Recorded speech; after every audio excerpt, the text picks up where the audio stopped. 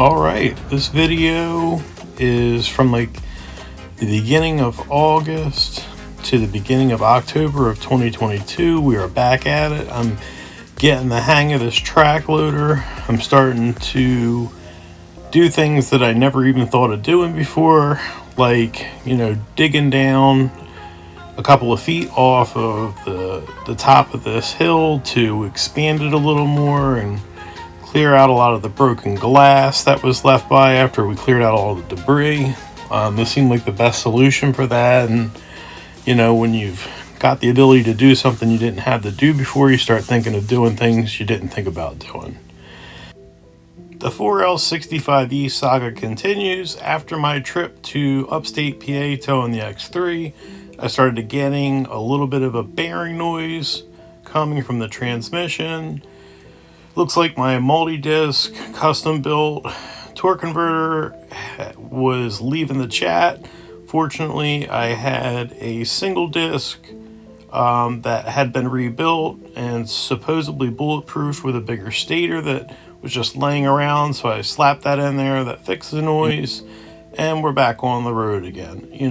What are you gonna do? I sent the multi-disc out for repair under warranty and ended up getting that back, so hey, all to the good. Moving on, we got a log splitter now. You see we got a ton of firewood. Now I'm in the situation to where I'm taking out a lot of trees. I gotta burn stumps, so it's nice to have that wood to help get those stumps going and to keep the fire really hot. And then here we go.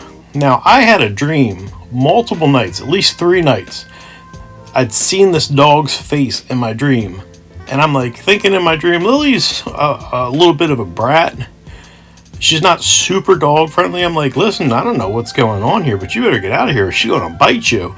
And then this dog just shows up, and I'm like, what the heck? And it looks kind of weird. I'm like, is this some type of coyote or whatever? And realized it had fleas and took it to the vet and scanned it. There's no chip and got flea treatment. You can see we got stuff stripped out. Luckily, the fleas didn't spread. And then I lose the lost dog I just found. I found her on a Facebook page. We got her back, and Lily seemed to like her. So we're hanging out. I'm walking this dog. My neighbor's a repo guy. He's like, dude, what are you doing? You got a coyote on a leash. So he thinks the dog's a coyote. A friend of mine says it's a Carolina dog or a Carolina dingo. If you know what kind of dog this is, drop a comment in there, because I see dogs that look just like this hit on the side of the road down here all the time. So it may be some type of wild dog, but she moved in. So she loves to play with Lily's toys. Lily's playing with her ball. This dog's destroying her piggy, and all is well. So now we got 2 dogs. Who would have thunk?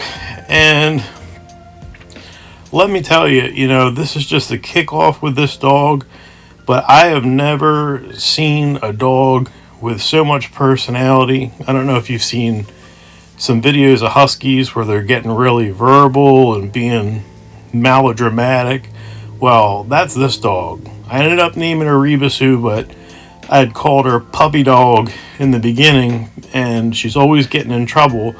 So she pretty much got called Puppy Dog the whole time that she's with us, because she responded to puppy or puppy dog, and I'm always yelling puppy dog instead of Rebusu.